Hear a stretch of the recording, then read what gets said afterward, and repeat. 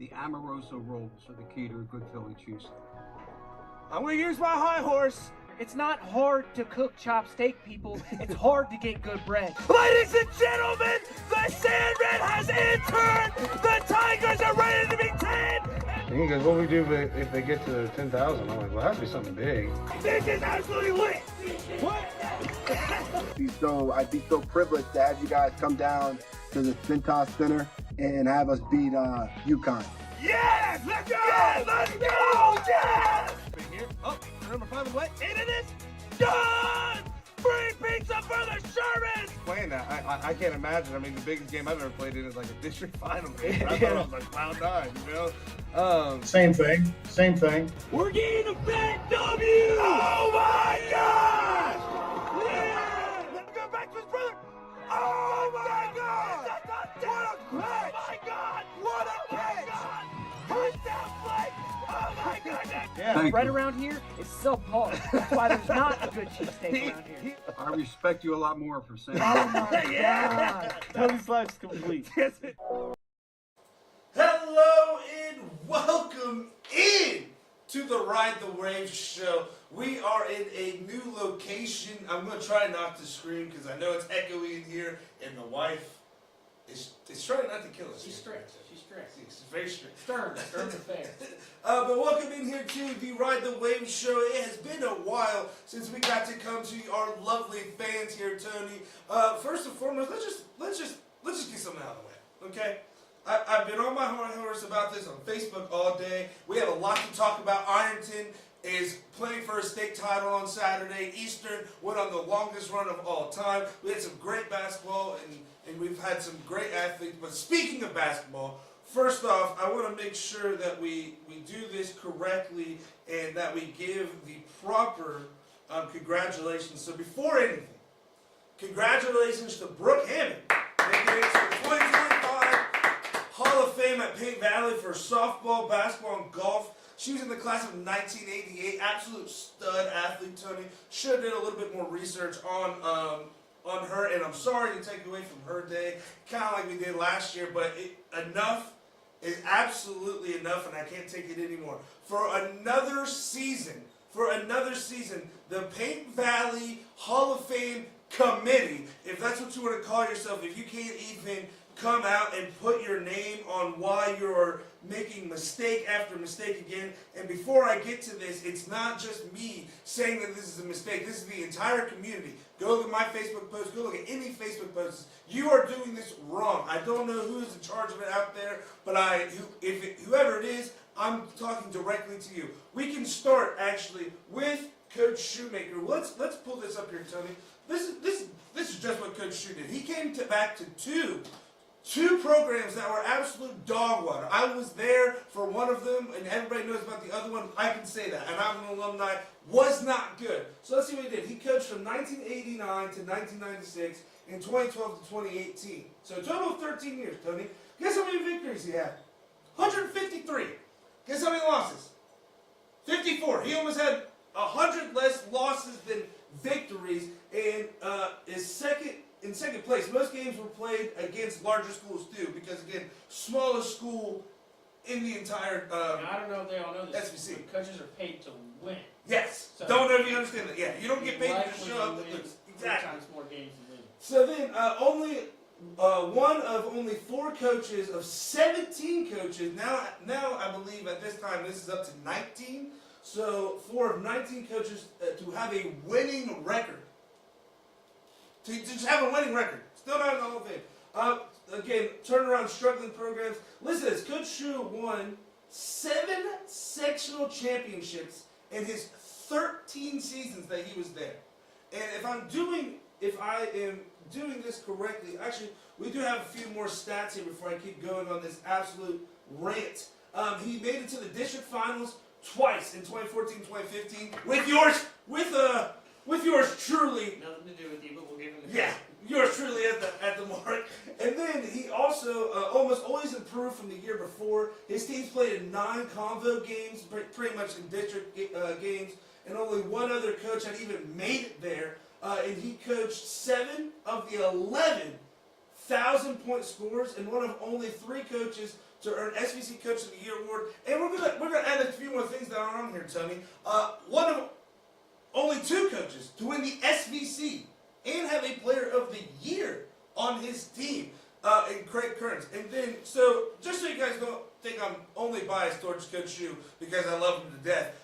But let's take a look at some other people that they have completely snubbed from this committee. Okay, Clay Stratton. You ever heard of him? Probably not the most underrated basketball player in SVC history. Well, let me tell you, he's 4th all time in Pink Valley scoring history. I have the points right here. And 23rd all time, Tony, in the entire SVC scoring. Sorry, I'm pulling up his points right now. I accidentally clicked out, but with 1303. 1303, so not just some scrub. Then Mason McCloy, 1,000 points and 1,000 rebounds.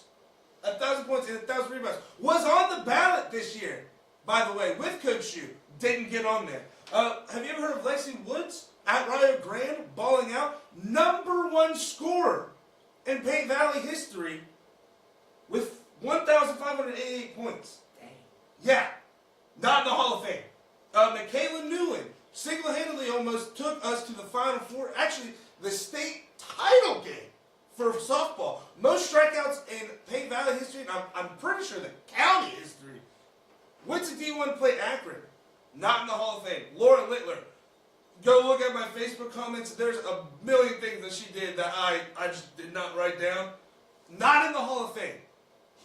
This is the big problem with it. And sorry that I'm going on this rant, but we cannot talk about anything else on the Ride the Wave show until this comes through. And I wrote this down. Okay, here's the issue. It's a completely secret committee. Okay, anyone that has a grudge against anybody cannot put them in, and then they don't have to put their name on it, so that they don't get belittled because their little feelings got hurt, and so they didn't put somebody in just because they didn't like him, not because of what they did on or off the court/field. So I'm looking at you, committee. Get it right, and I'm looking at you, Paint Valley. Next year needs to be the end of this. All the people that I just mentioned right now need to be going to the Hall of Fame next year, and it's a damn shame that what Coach Shoe has done for Paint Valley for 13 years, plus some, being a teacher, being on the school board, turning that not only program but school around, needs to be in the Hall of Fame. Tony? My favorite part, when you get real excited, you start using your hands. Yeah. It's like you start getting Salesman. real Italian with it. You're Yeah. like, this. I mean, one it's, more freak. No, but you are correct. in it's a everything total that you're outrage, saying. man. I mean, Well, my thing is, if there's not like a limit to how many people you can kind of put in the Hall of Fame, like it's not a singular one every year, correct? Like, dude, some can are have- 1, some are 3, some are 4. That's kind of where my thing is. You know, if some of the younger athletes are okay, we're going to put 2 in this year, 2 next year, kind of figuring it out that way. But when you're kind of leaving off some people you can check boxes with. Yeah, and I get to, okay, so it goes by some, you have to nominate somebody, and then it goes to a secret committee, right? Well, sometimes I don't think people need to nominate Lexi Woods. You know, she is. what are we talking about? And then like Lexi, I was talking to her today. She doesn't even know that she's up to be in the Hall of Fame. Yeah. I mean, they're not even telling her, so that way she can let people know, hey, like nobody knows what the standards are, how long it is. Like, they don't tell anybody. Yeah. And it's just a disgrace because there's so many great teams and great athletes in our Hall of Fame, and I love Paint Valley to death. But this is just something that's been wrong for a long time, and we keep asking every single year to get it fixed, and we're just not getting it fixed. And I don't know what else to say other than just do better.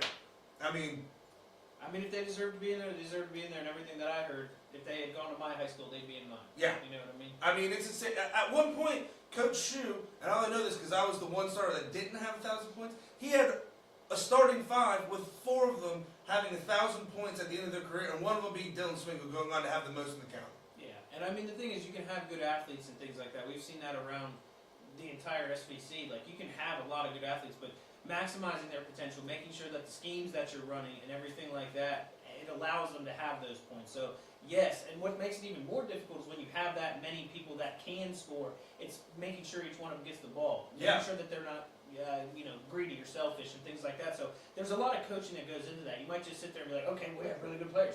Well, obviously, yes, but you have to maximize the potential, and to have that many people that can score the ball, still get fed, is a feat in itself. And again, he not only did that, but he made us all understand that, like, cool, we can all, everybody but me can score, right? but everybody combined to the role. Like, hey, tonight Stratton's hot. Tonight Anthony's hot. Feed the hot hand. And everybody bought into it. He wasn't just a great X's and O's coach, but he was good at making your team a camaraderie, like a brotherhood. And he just did things that just go beyond coaching. You know what I mean? And it's just, again, I'm just going to say it again. It's just a damn shame that we're still sitting here talking about this. But we'll kind of save it for now. I mean, I'm probably going to post a clip of this on the internet and then get roasted by some people that probably disagree with me. If you disagree with me because if you don't like Coach Shoe as a person, don't care. Look at the records.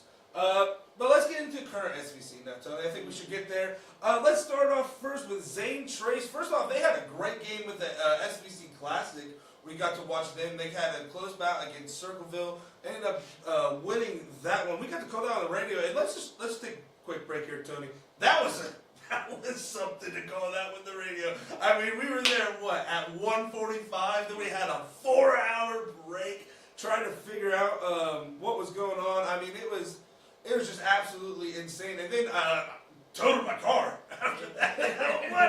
what a crazy. We're running off a great game, and then all of a sudden we look back, and I'm just like, I texted you. You're like, are you serious? I'm like, yeah, buddy. That green light wasn't so green. it was bad weather. It was. But no. So after they beat Circleville. They had a tough game last night against Westfall. They ended up going on to win the game 47-44. But at the buzzer, I'm pretty sure it's Brian Craig. He shoots a three-pointer, goes in and out, and just doesn't fall to send it to overtime. So, Tony, we got to watch Zane Trace, and we got to watch Grady Stewart and Ezrath, and, Rippeth. I always keep saying Ezra and Rippeth as one. But we got to see them, and Gunnar McCullough, he was having a great game. What are your thoughts so far with Zane Trace? They're off to a better start this year than last year. They're off 2-0 start, 1-0 in the league. What are your thoughts on Zane Trace so far? To be honest with you, I didn't get to see the Westfall game, but just watching the Circleville game, I think you have some young players taking on new roles, especially with the injury. But I told Grady Stewart after the game, man, shoot the ball. And yeah. I don't care if he comes out and has like an 0 for 3 start. Like I've seen that kid shoot. I know he can. Yeah. And if he gets to mid-season form, that's somebody that can really make a difference in the SVC. That kid can play ball. And like you said, if he just keeps shooting, I mean, there's so many times sometimes yes, you don't want to be selfish. You want to keep the ball doing something, but sometimes when you're hot, man, let it fly. And Coach Cassidy, I think, kind of got that message across to him later in the game. And, with Ezra Rippeth, again, one thing that I saw with most of the games in the first week was a lot of passive basketball. Yeah. That's not a bad thing. You don't want to take away passing away from your team, but I do think some of them have some good players that need just a little bit more confidence. I think that'll come with the season, but I think Zane Trace and even Huntington, when they kind of get their new roles assigned, they're going to be a team I wouldn't want to face, especially when they get Landon Gerald back. And again, Westfall coming out, they have a brand new coach this year too, keeping it close with Zane Trace, and it looks like Coach Cassidy is picking up the baton and just running with it here at Zane Trace, keeping on that tradition. And then Huntington, they get a 5-point win over Adina. Don't have a whole lot of stats on that, but a good bounce back win. They lost on that buzzer beater to Clear Creek. And we all definitely thought that they had that in the bag. I mean, me and you were pretty much just racking it up. And then a man in Clear Creek comes back, and it was that Fowler had that tip in after Holland took a shot that we thought was a good shot. He was that hot hand. But then Huntington ends up losing on that. Good to bounce back and get a good win on the road against the Dina. And Coach Yerrick, man, he's my kind of coach with that kind of fire that he has. And that's, to be honest, I think that's what's going to take for a lot of these younger players. You see a guy like Frankie Hirsch out there, he gets maybe a little more attention in the huddle. But it's because, iron sharpens iron. It's like that kid, one, is already an athlete. We know what he's made of. So that's the exact type of coaching I would want. Dude, could you imagine just as a coach, you're just kind of sitting there like, okay, this is ours. And next thing you know, you're like, wait, what the hell just happened? Well, Clear Creek, one, they had no problem shooting a 3. No. So, most they look like pretty cold. So they would go in spurts, and it was right at the end that, Huntington, they have a lot of players that I like. Like Calvin Manson, that's a ball player right there. they were shooting the three like Duke in the early 2010s. Just live by the three, die by the three. You know what I mean?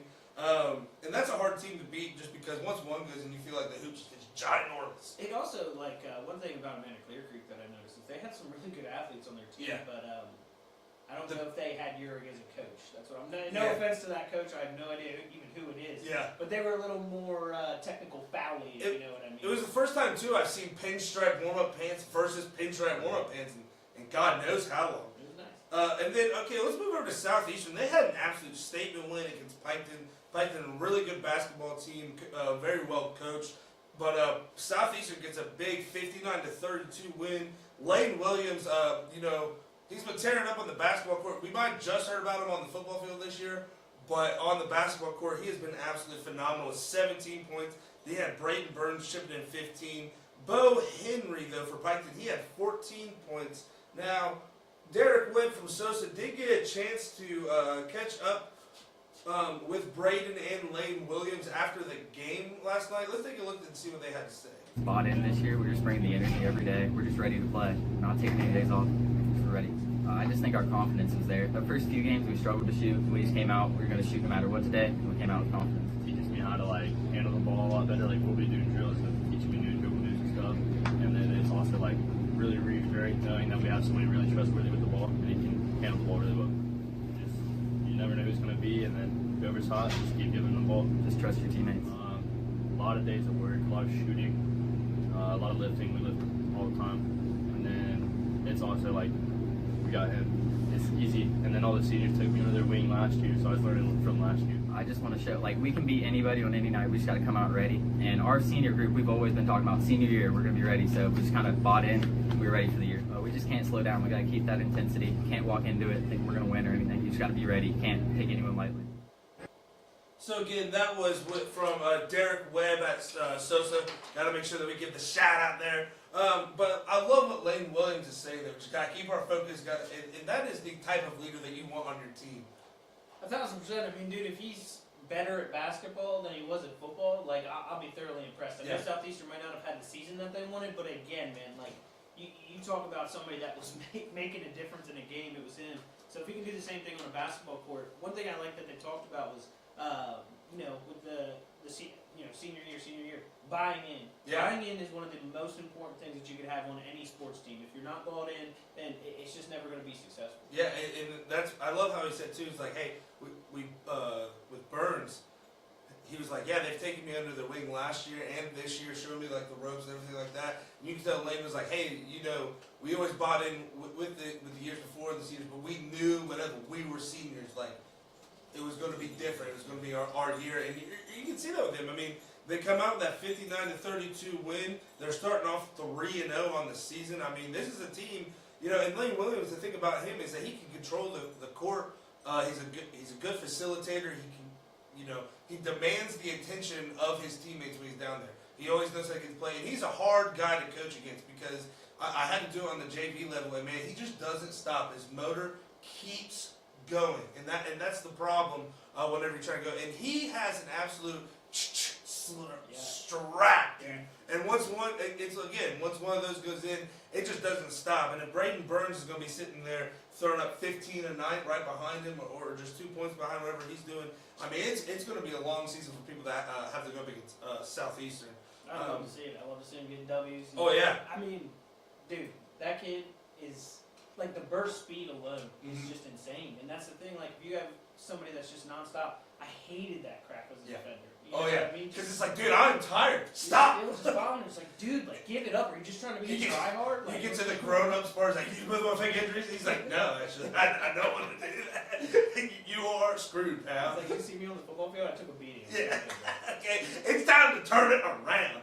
Speaking of, before we move on, Southeastern is looking for a new head football coach, and I believe they said a cheerleading coach. Was that the other one that was on there?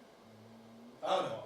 Volleyball, yes, that's what it was. Volleyball and football coaches being looked at for Southeastern. I have an idea of who some of the candidates are, but I'm going to keep that to myself. But man, it's looking good.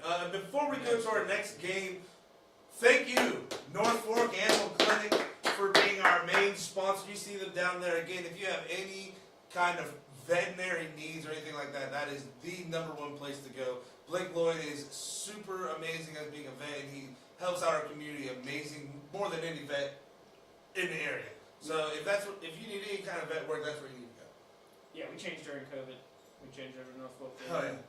Never look back. Never look back. Never look back. Ooh. You don't know you don't even have as good as you can have it till you have it. Have it, baby. Oh. Oh man, gotta work on this high notes. Jeez, yeah.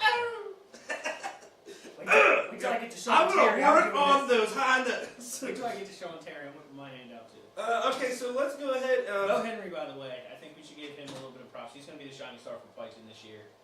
Grabs boards, does whatever really needs to be done. I've got to find your bright spots. I want to see, because Piketon is playing a lot more man than they used to. And they used to be a 1-3-1 or a die basketball team. So I'm really actually kind of excited to see where they're going to go with this season. They're playing a lot more man. A lot of the main guys on that team are going. Not that they don't have guys who can replace them, but it just might be a little bit more of a down year for both. Hey, they still have the Minister of Defense out there in Kelly, so you know that any defense is getting out. Somebody's getting locked. Listen here, bud. Okay, the Minister of Defense is here to stop you from scoring points. And that's Kelly on Piketon. If you ever go to a game, find him. I'm telling you, you'll be impressed with everything that he does. One of the hardest working kids. Smooth buckets. That was the thing. Smooth And that's not even why bucket. we liked him. The Minister of Defense came because he was just locking dudes. Literally. They literally were like, it really became a thing where they're like, damn it again. Dude, they get the ball and just pass it. They're like, I'm done. I don't even want to deal with this guy. All right, let's take a look at the game of the night from last night. We were over there at Yoda with the fiery student section, and then they had the absolute awesome, turn the lights off, get the flashlights out. It's almost like you're at a Paul McCartney concert. Payne Valley is coming out. This is the first game of the season with Yoda. They came out 0-1, and then you saw here Blake Fitch kind of getting it started early with the layup there, and Yoda get out to a quick score after Jace Reinhardt, though he would, put up an early fight there, down 4-0. He hits a 3 to make it 4-3, but then Yoda kind of just poured it on, getting a bunch of rebounds here.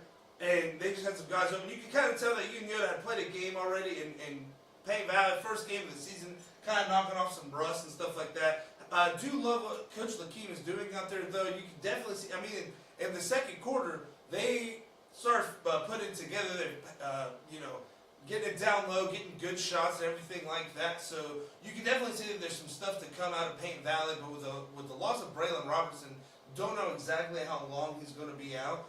It's going to give a chance for these role guys to kind of step up and figure out how they can play whenever Braylon comes back, that you can trust them. And again, you got a guy like Carson Free. He might not have had the season that he wanted in terms of stats. Obviously, coming off a massive year, thought maybe you built onto that. Was a little bit lower in the receiving yards this year. Just like Lane Williams, though, it's the guy that I feel like again belongs on a basketball court. He does both well. I'm just saying. I wouldn't want to guard him on the court. So it's he's insane, man. And the kind of shot that he has is almost impossible to fit in Drainbow, man. He gets so much arc on it. I think he might have had 3 of the biggest plays of our like when we were covering last year. Oh, The biggest plays, the one late in the season. And like Yoda for they get their first win of the season, but not only their first win of the season, they get their first win of the Coach Combs era back at Yoda. They played Miami Trace. And you can kind of see that they had the same problems that Payne Valley had last night, as they were just getting into the groove of things. New coach, new system, everything like that. Caden Perkins is great. I'm not quite sure if we're playing against Miami Trace, but Adam Guthrie's out there. You're playing against a 4 or 5 star offensive tackle. I'm not saying that's the only reason you lost, but that doesn't make it easy. And again, first game with a new coach. You're just trying to get some stuff in there. Coming off the playoff, went to probably had a little late start to the season, but I think again, just to kind of look at how everything's shaping up now, it is going to be. Zane Trace and Yoda right now have to be the head runners, but I don't know, man. This Southeastern team, if Lane Williams is going to do what he does, they have Braden Burns, and we're not even talking about Strasbaugh, who had 9, and they had a good run. I think we got to a good top half of the league this year. You know, I think Huntington's going to be annoying to play too. Huntington, if they're on, like, they could beat any team. Huntington's a team that I don't see on a back-to-back, which is that's a good thing for the league now. Is they don't have to really worry about a Friday Saturday game where a team can kind of maybe steal one there on a Saturday night. But Piketon's sitting at 1-2. Westfall's still looking for their first win of the season. You got to look at a team like Southeastern too. They don't have as many guys, so a lot of what Southeastern comes down to is injuries. You don't want any of them, obviously, but when it gets later on in the season, it's kind of 50-50 on how it plays out. Last season, you could see a little bit of, hey, they were just in way better shape because they've been playing all year long. But sometimes that fatigue can kind of come, especially when you're going to be taking the beatings like they are, because I mean, they drive the rack, they do what they need to do. But. And then before we get to the girls' side, we're going to talk a little bit about star of the SVC, Cam Evans. This is coming from Otterbine's Twitter here. 32 points the other night, man. Absolutely put his team on his back. Here's some highlights of the game here for you. Cam Evans just doing what Cam Evans does, man. He has absolutely stepped up. I think that 32 was a career high for him, and it should be. Man. I mean, he is absolutely taken it to another level here for his senior year. And I'm pretty sure this is all on a broken ankle. I saw a picture of his ankle. It was like black and blue, dude. And then the next thing I saw was like 2 days later, Cam Evans, career high, 32 points. It's like, yo. And it's crazy in college, too, because like when you really look at it, you look at something like Malik Monk. He was on Kentucky, and he dropped, like 35? And it was like one of the highest scoring games in Kentucky history. And I'm like, people don't realize it's not the NBA. You don't put up 50 and stuff like that. You put up 30. That's the 50 of the NBA now. Because in the NBA, you have a little bit more time, and I mean, we're not all blind, but a little less defense. To where in college, it's like, I'm trying to stay on this team. Like, I'm getting down and playing. And for him to come up with 32, we got to do a little bit more search on Audubon, and honestly, we need to get up there and catch a game.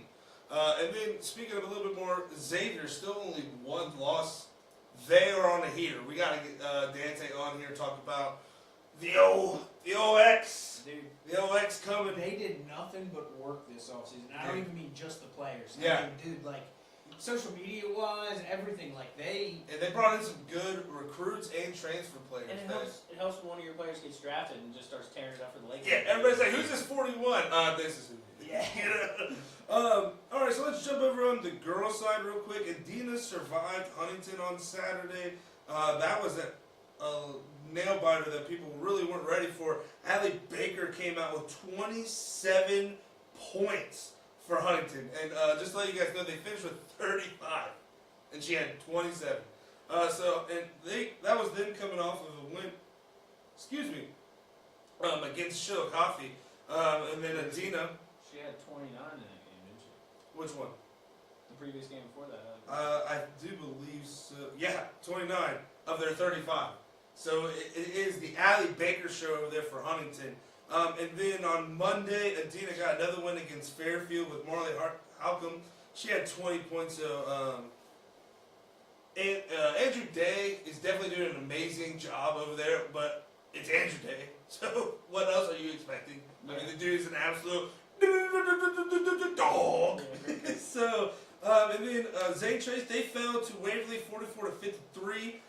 Piketon lost to Miami Trace 54-20 on Monday. Southeastern, they beat Paint Valley 64-45 on Saturday. Reese Ruckle, you're going to hear that name a lot this season. She had 20 points. And I want to say this for all the Paint Valley fans out there. You guys get out to a slow start, 0-2, 0-3. Keep the faith, okay? I know I just ripped Paint Valley and how terrible the Hall of Fame selection committee is. I mean, anyways. Keep the faith, because Coach Norman out there is, in my eyes, one of, if not the best women's coach around right now. I mean, she's up there with the Coach Millers of the world. She's up there with all the high-class coaches. She's going to turn the season around, and I don't even say turn the program around, because she has that program going like this. Hasn't stopped going like this ever since she's pretty much stepped into the job. So if you're out there in the Paint Valley world, keep the faith. They have the talent. They have the players. It's just going to take some time for them to mesh for them. And then Westfall, they were able to get a win over St. Trace. And then we'll get to Uniota. They won on Friday, 78-50. And then, their only loss of the season, actually, is Purcell Marion. And I'll let you know right now that Purcell Marion is not just the number one team in the state, ladies and gentlemen. They are ranked 17th in the nation. Okay? So, again, the whole nation, and as in the entire United States, all the high school girls teams, all of them, every single one, from Ohio, California, New York, Arizona, Oregon, North Dakota, South Dakota, North Carolina, South Carolina. I mean, every single state that you can think of. They're 12th in the nation, right? Uniota was only down 36-30 at the end of the first half playing them with Maggie Holbert and Miley Smith out with foul trouble. And they still hung in there. Now, it got a little out-handed in the second half, but what can you expect again? Because they were in foul trouble all night. And they're the 12th team in the nation. So, again, I think Uniota, what I'm saying if I'm Coach Miller, Uniota, girls, we know we can win the SVC. We know we can win the regular season. It is time. We know we can win the sectionals. But it is time to get to the districts and get what we have been aiming for the whole season. Maya Hamilton, she's not 100% back yet. I don't know if she will be all season, but she's being out there. She's getting better. Dude. Yeah. You'll see later in our top plays of why she is absolutely just. Making girls fall down and have court go behind the back. It's wild. Tony, what are your thoughts this year on Uniota so far? Well, for Purcell Marion too, they're it's not just a singular year that they're decent. Yeah. When we looked them up for football, I was just looking up the school in general, and that's all it was talking about was their girls basketball. So, absolutely crazy. UConn is at least one of their games every year. I'm pretty sure. You just look top to bottom, and if you took Maggie Holbert and stuck her on another team, I think she's dropping 30 a game. Yeah, 100%. So you look up and down that roster, and I know everybody knows it, but when you have somebody that can drop 41 and 10, you're a little bit outside the SVC ranking. So I'm not trying to dismay the rest of the league or anything. I know, but it's come on. Yeah. It's just when you have a team that's that good, you have to recognize it. But we're not even talking about the freshman Beard yet, because she's still trying to find her way, and she absolutely stepped up against Purcell Marion. Coach Miller looked at her and said, "Hey, look, Miley's out, Maggie's out. You're going to need to step up your game. I don't care that you're a freshman." And she absolutely answered the bell. You got to be willing to take those shots. You go 5 for 7 3. You're probably feeling pretty good about yourself. Maybe you don't have that. The conscious moves where you're kind of sitting there like, man, maybe I shouldn't shoot anymore because you're actually making it. But still, to be a new player on that team with so many stalwarts around you, I can just imagine, as a freshman, you go out there, you hit one, you're like, okay. That means I can shoot another one. Hit another one, you're like, don't even look at me. Tell me to stop. Yeah, and so they're all just sit down because they've got 3 years of just nasty Uniota basketball. I know I probably told the story again, or told the story before. I'm going to say it again. My podcast, your podcast, so we're going to know. But I'll never forget, district championship game. We're playing Trimble my senior year. About 3 minutes into the game, it's still 0-0. Might be 2-0. They're up, right? And again, as Jason Smith, not an offensive threat over here, was not supposed to shoot the ball. Well, I get the ball. I'm like, we've been down the whole game. We haven't had a bucket yet. I go down there, I hit a between the legs step back, bro. I put it up. I'm like, oh, hell yeah. I turn around, I'm waiting for Coach to be like, good shot, Archer. I turn around and goes, what the hell are you doing? Don't shoot the ball. I'm like, oh. But I made it. Not what I thought was going to be the reaction. But yeah, that's what, with Beard though, if she's going to have that kind of confidence between Purcell Marion, I can't imagine what her confidence is going to be like throughout the rest of the season. There's just really nobody else in the SVC that can shoot threes like that. Do you think that Adina has the shot to knock off, to play the upset game? I hate to say it because I feel like it's kind of been the same thing for the past few years here, but it kind of comes down again to Adina and Uniota. You definitely have Howcom that came in, and obviously losing somebody like Emma Garrison, and I know she was a little banged up last year as well, but big shoes to fill. They have all the players to do it, but the depth is what kind of scares me too.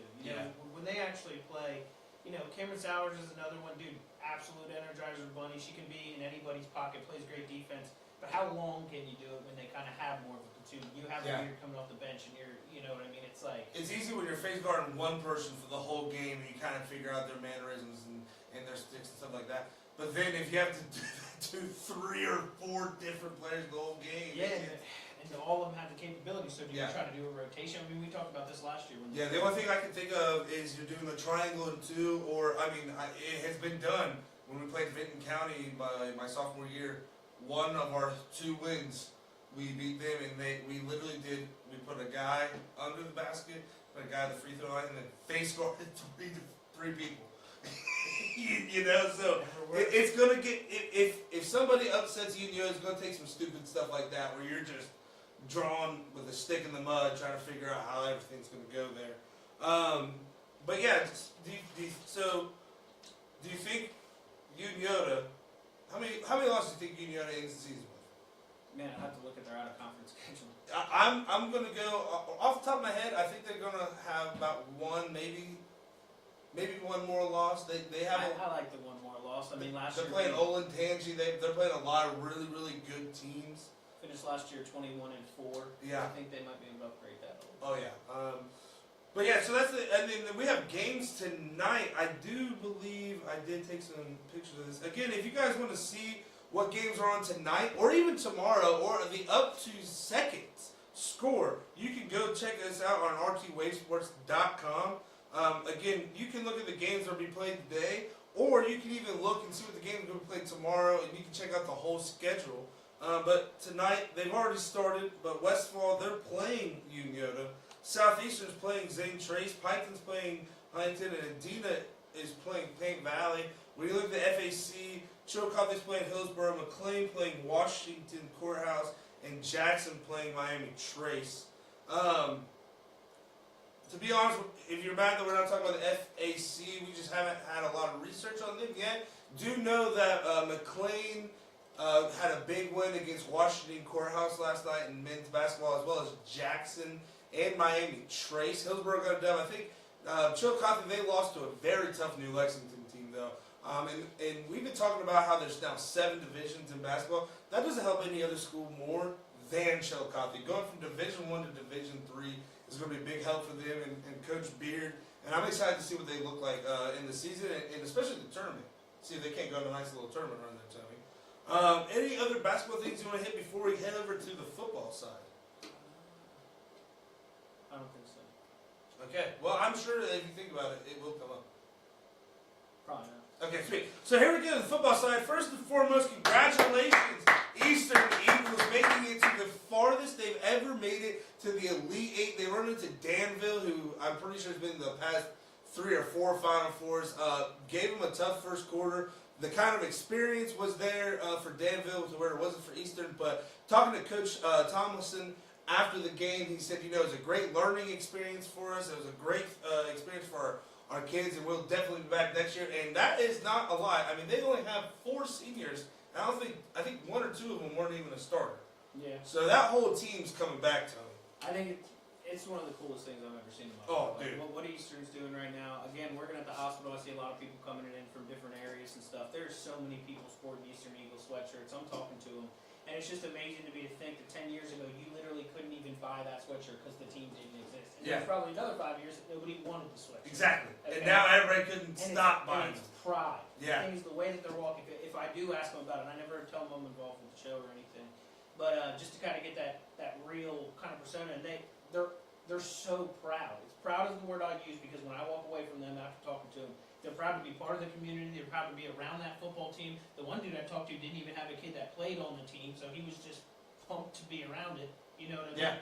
And when you have that's so much different than just having a football team, when you can actually have a community behind the program. And we can't stop saying it. 10 years ago, it was their first season ever as a football team. It was now they have 3 straight now they're league hosting titles. home playoffs. Yeah.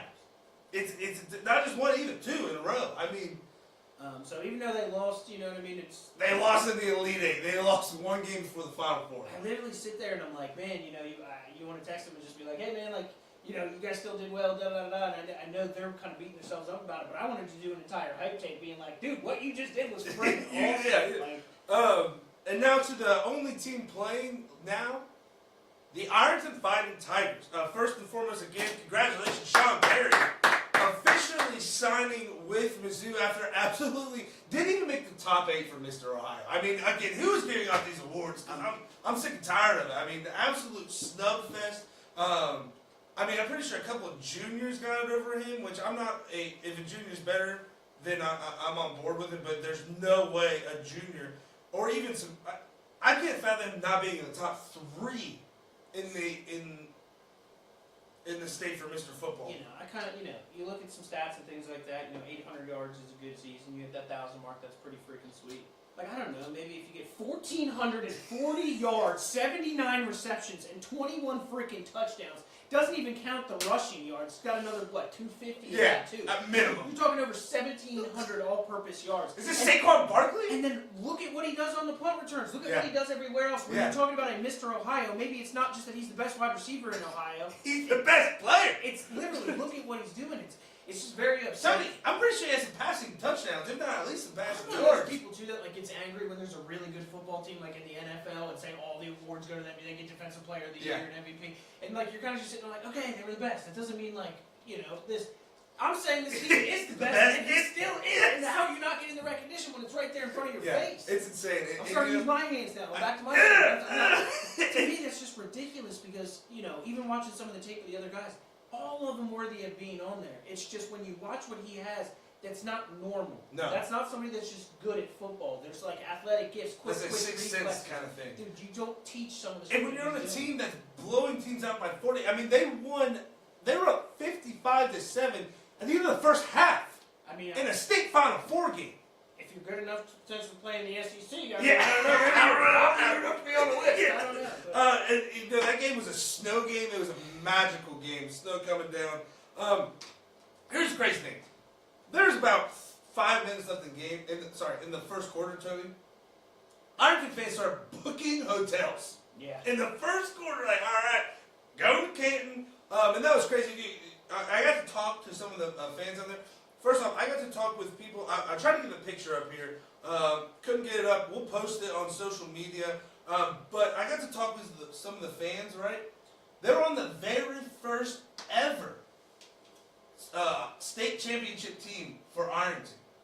First ever. And it was Zane Williams' grandpa, like people related to Sean Taylor. I mean, it's the tradition that was amazing. And what would you expect? Zane Williams literally, I literally thought about naming the top 10 plays, like the Zane Williams top 10 plays of the year. Literally. Which you'll see later. Probably should have done that. And then, you know, it's crazy. They have 13 streets in Ironton. That's like 13. Just like roads? Yeah. Like that's it. Like pretty much as many streets as up here on your hill, that's Ironton. You know what I mean? And they don't get talked about for stuff. So their coach, #1 winning head coach in Ohio history. Like, go to OHSA.com. There's not a coach above him in wins. Yeah. Don't forget to and here's the thing. The program tradition. The Pee Wee teams, the junior high teams, and the high school teams are running the same place, the same concepts. So when they get to high school, it's not trying to learn everything. It's, I've already learned all this. We're going to do it in an advanced version now. They're building character too. Exactly. I don't think people realize that. Like you can hurt some of these kids if they're too good too early. And but when you hear about, you know, there was a recruiter that talked about Sean Terry. They talked about, you know, character issues and things like that, and there was nothing. Yeah. It was literally just like, I don't even want to have this conversation because I don't even want to put that in his name in the same sentence. And let's put this out here again for the Mr. Ohio. You guys understand that after this game ends, I think next week, Sean Terry's going to Missouri. That's what I'm saying. Yeah, so you can't do that unless you're also smart. Like he's not going to high school after Christmas. He's going to college. Yeah. You know what I mean? Like you don't just get to do that because you're good at football. It's because you've done enough in high school to graduate early. It's just. I mean, with a guy like Zane Williams on that team as well, like I don't have his stats at hand, but again, he's a dude that I sit there and be like, okay, like he should at least be honorable mention of this finalist. But to not put Sean Terry on there is an absolute robbery. It is. But they play Saturday, I believe, at 2 o'clock. Probably should have did a little bit more research on that, but you know, it is what it is. All right, Tony, what's your prediction? Not does Ironton win? How much? 12. Really? I was giving them 30. 30. Yeah, and I think that's given. I don't know. It's gonna be. This is probably about to be their only. Let me double check. But this is about to be their only true test since that team they played against in Canada. So I am actually kind of excited to see how that goes as I pull up. Yeah, I mean it really has. Just like you said about them booking hotel rooms and you know in the end of the first quarter, I don't think there's much question about this team right now. Like it's, you know, if they're coming out there and they don't start the game with a couple turnovers, like I don't really. They're playing Liberty Center, who they won 48 to 14, which is good, but it's not 63-21. What's up with these names? Like Liberty Center versus Ironton, like. Well, they're already Yeah, one of Ironton those. sounds like a dope football team. Dude, Ironton, Liberty like, Center, I'm like, yeah, dude, and I'll tell you about the passion of this fans, man. It's insane. We're not doing it justice. You know, we Those want to state get championship rings back then were huge. yes, and we want to bring an Ironton player or coach on the show. But what we love the most about them is that anytime that any media outlet tries to give them any kind of recognition or anything like that, they just straight up say rat poison, as in don't listen to the noise, don't listen to the hype, and don't make people think that you're way better than you think that you are. And so, you know, we're trying to give them their respect, let the season end, and then let them kind of come to us, or not come to us, but then we'll kind of reach out whenever we know they're not focused on, I don't know, kicking the living shit out of every single team Come that they to play. us. Yeah.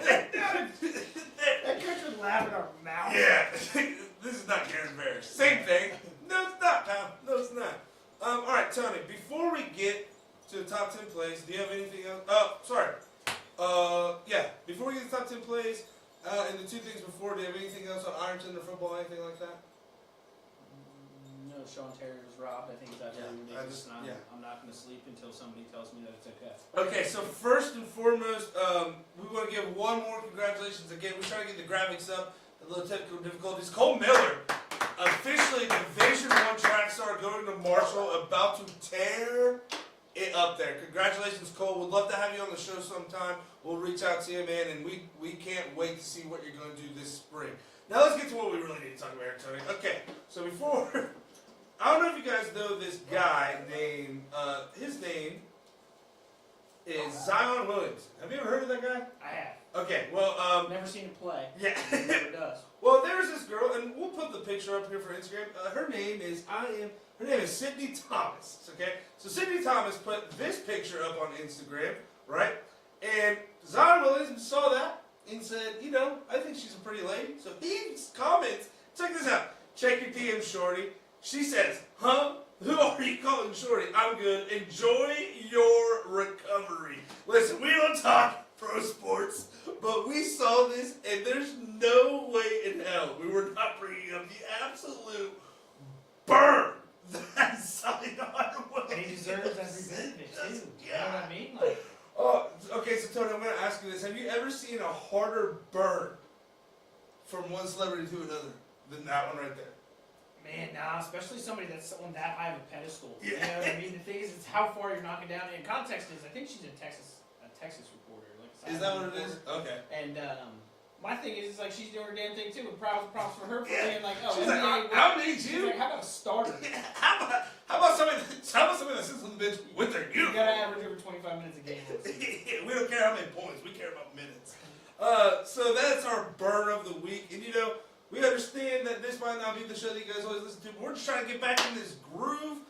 Thank you for joining us in here tonight. It's been an awesome time. Thanks for bearing with us. You know, we've been doing a little. I mean, I've been radio playing with my stuff. headset more than I've been talking, I think, this entire time. I lost my hat. It's going crazy over It's been here. a lot. We've got families, we've Yeah. got these things too, so thank you for bearing with us as we kind of do some of the radio stuff and do some of this so we can. Yeah, and again, you can hear us on WKKJ if we're not live streaming, but our next live stream that is booked will be at Washington Courthouse as they go on the road to Greenfield McLean next Friday night. We'll have a call and live stream for that on the Ride the Wave show. Now, Tony, before we get the fans out of here, I think it is time for the top 10 plays of the week presented by Creekside Occasion. Tony, go ahead and hit us with number 10. Number 10, we have Mr. Cam Evans doing Cam Evans likes things, driving the bucket, absolute scores. The man is a walking bucket even with a broken ankle. Look at it, beautiful. 32 points in that game and came up with a dunk, Tony.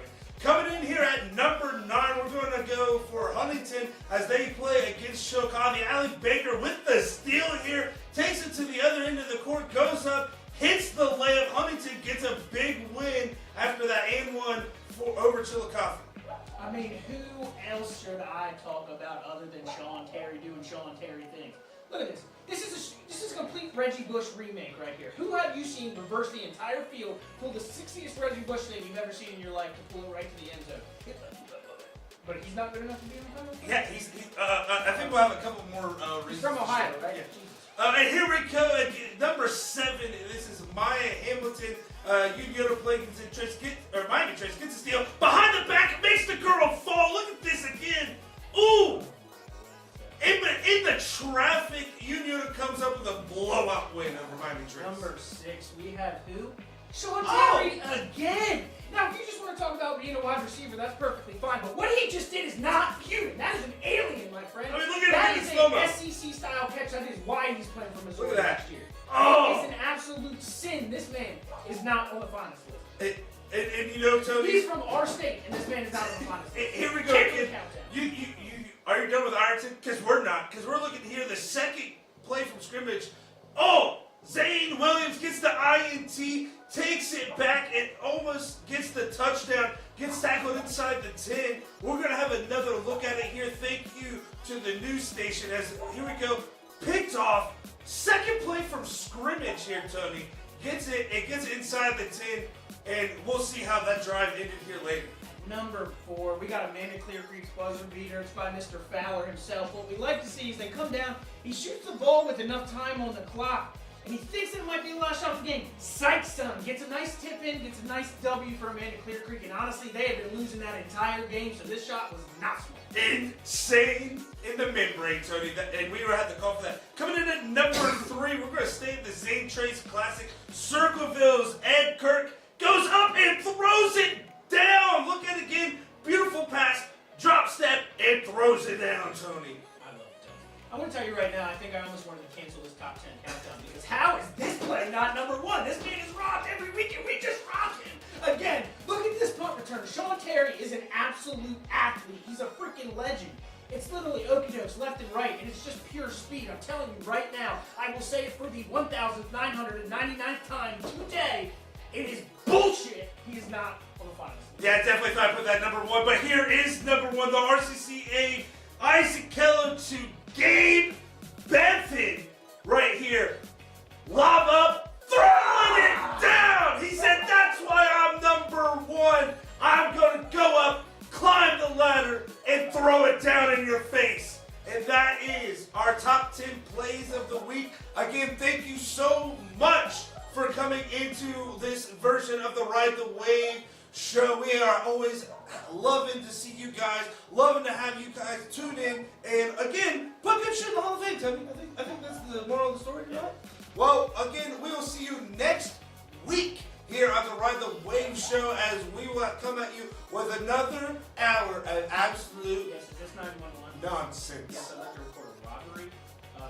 The suspect is the entire state of freaking Ohio. Give Sean Terry his awards. Credit where credit is due. Ladies and gentlemen, thank you. Come again. Thank you. Come again. Thank you. Come again.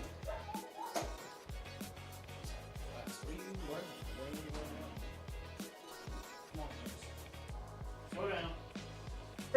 It's not hard to cook chopped steak, people. It's hard to get good bread. Ladies and gentlemen, the Sandman has entered! The Tigers are ready to be 10! He goes, what do we do if they get to 10,000? I'm like, well, it has to be something big. This is absolutely lit! I'd be so privileged to have you guys come down to the Cintas Center and have us beat UConn. Yes! Let's go! Yeah, let's go! Yeah! Oh, by the way, and it is done! Free pizza for the Shermans! playing that. I can't imagine. I mean, the biggest game I've ever played in is like a district final game. I thought I was like cloud nine, you know? Same thing. We're getting a fat W! Oh my gosh! Yeah! Let's go back to the brother! Oh my God! What a play! Oh my God! What a play! Touchdown play! Oh my goodness! Yeah. Thank Right you. around here is subpar. That's why there's not a good cheesesteak around here. I respect you a lot more for saying Oh that. my God. Tony Slide's complete. Have you